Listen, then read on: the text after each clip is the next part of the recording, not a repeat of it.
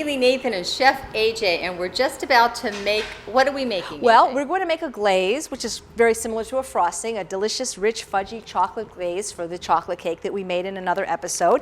And I'm going to take 12 ounces of a non-dairy chocolate chips, and you can use any good quality chocolate, 12 ounces, which is about 2 cups. It's just so easy to use chips.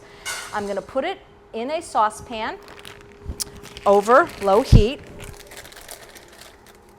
Very low heat. You can also do this over a double boiler. We just don't have one today. I'm melting it, and I'm going to put in it 3 tablespoons of agave nectar. That's what's going to make it shiny. People that eat unhealthy, you would use probably corn syrup, but we're going to use agave. Okay. And we're going to use 6 tablespoons of a non-hydrogenated margarine, which is called Earth Balance. Stir constantly and carefully. Never walk away from chocolate because you don't want to scorch it. If it does, if you smell that burning smell, it will taste terrible. But this will take about a second to make. After I take it away from the heat, I'm going to add a tablespoon of a pure vanilla extract.